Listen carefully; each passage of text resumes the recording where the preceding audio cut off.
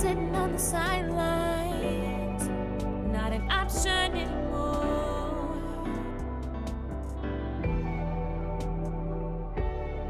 I am the change. I'm the change I've been waiting for. Hey family, how are you today? As you can see, I'm in a little bit of a different setup, and I told you I'll be, changing my hair up a little bit. But I wanted to come to you today because I had something so heavy on my mind all week. And what I've been thinking about is a video that I watched on YouTube that was by Serita Jakes, and she had a panel of different men of different ages, different backgrounds and things like that on in this video that talked about how men are dealing with the trying times that we're in with this pandemic. And it was so heartfelt and so interesting to hear. It's just, part of life that we just don't think about, as far as, yes, we know men are our support, our backbones, and generally the head of the home in a lot of cases. I can't say all, but a lot of the cases. But what I wanted to talk to you about is we always put so much stress. Men have so much stress on them when it comes to taking care of their families. And what I wanted to come to you all about is we need to be of support to them. And it's not just our husbands or our, just our boyfriends or whatever, but it's just all of the men in our lives, our sons, our nephews, our brothers, our husbands, of course, our significant others. And it just hurt. It filled my heart just to think about, oh my God, they're human too, and they go through things just as we women go through things. And I wanted to take this time to talk to you all about what it is as a significant other to be a support to your mate. And what it took me to was, first off, Genesis chapter 2. And it had me to think about how God created the earth and how we went from, Adam naming all of the animals, the birds, the livestock, the insects and things like that. But God noticed that there was no helper suitable for Adam. So in Genesis chapter 2, it talks about, from verse 19 that I'm not going to read, but then when we get down into just at the last part of verse 20, but for Adam no suitable helper was found. So the Lord caused the man to fall into a deep sleep.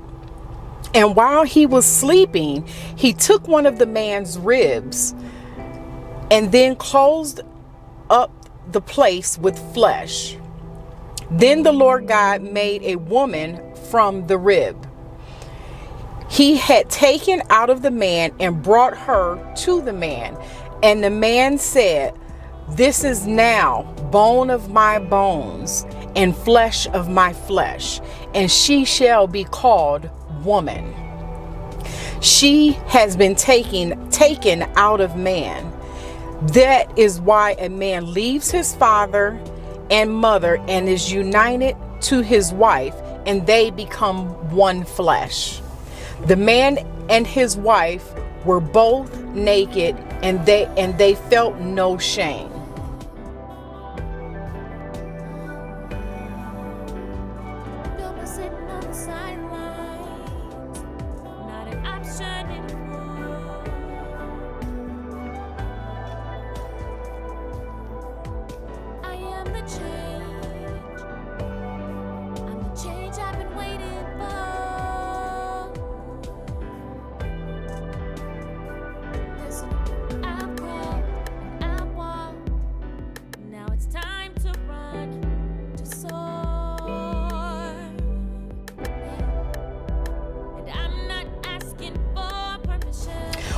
that did to me and what that means to me, and you can look at it, and this is just a different perspective, is that yes, at that time in biblical times, God put Adam to sleep and brought forth woman to him. But in our times, men or women decide to get married, decide to become one as a couple. And what that means to me is that as a couple, you have made the conscious choice to be a covering for one another.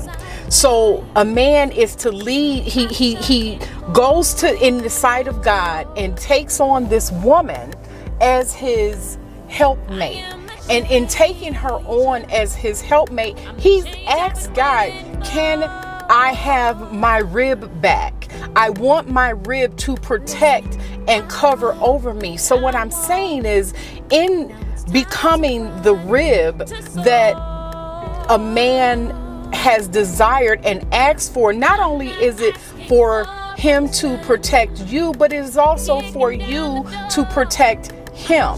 You, as a significant other, we are to help one another. As family members, we are to help one another. So therefore, in a biblical stance, in a marriage, a husband is to leave his father and mother's house and cleave to his wife, which means we are now one. We are doing this together. There's no separateness. So if my husband is going through something, that means I am supposed to be there going through it with him and being a support and a covering for him as he's going through this.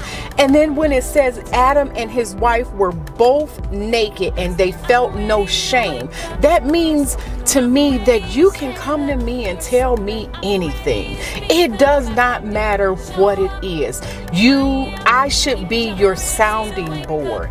I should be the one that you touch, come to, talk to.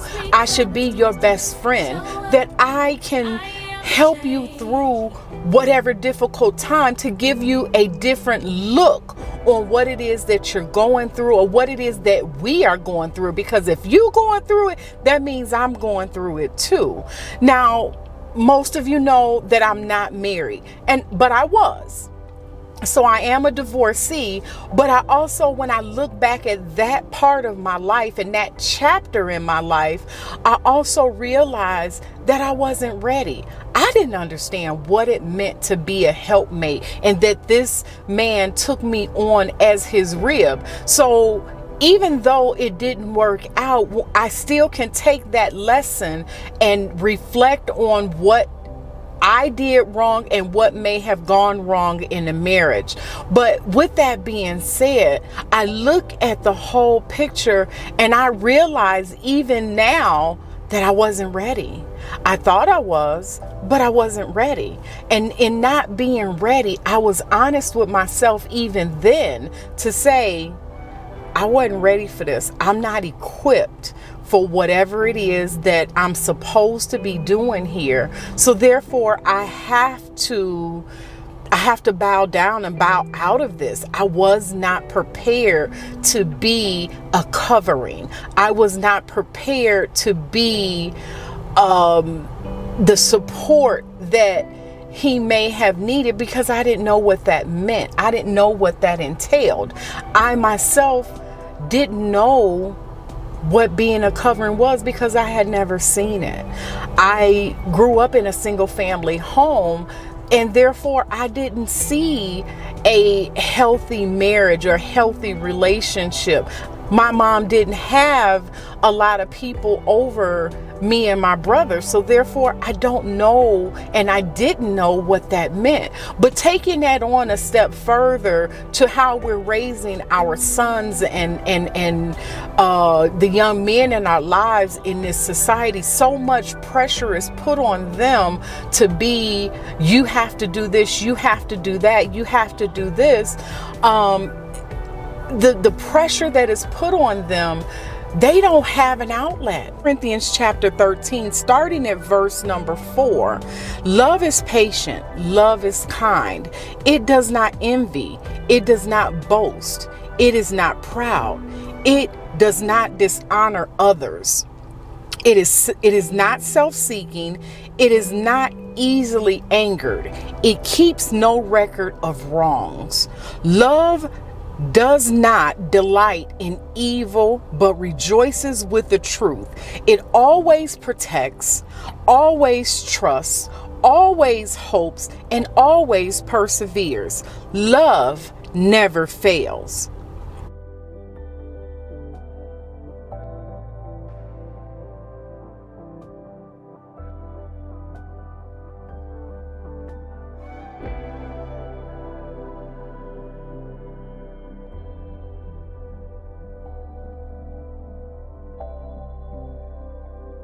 So listening to that, it's like I am to love each and every person. And at this time, what this conversation is, I'm to love the men in my life. I'm to be there and be a sounding board for them. Let them vent. Don't shoot them down. Don't tell them man up and hush up. They need to talk and vent, because the more they bottle the stuff up inside, the worse off they feel. The worse off and when they get so full, when something gets so full, it explodes. And we don't want a generation or group of our men just exploding because they don't have an outlet. We need to be there to protect them, to cover them, to allow them to talk and let them shine their light and say what is going on in their mental being. I will take this even further, as when we drop down to verse number 11. When I was a child, I talked like a child. I thought like a child. I reasoned like a child. When I became a man, I put away childhood. I put the ways of childhood behind me. For now, I see only a reflection as in a mirror. Then we shall see face to face. Now I know in part, then I shall know fully, even as I am fully known.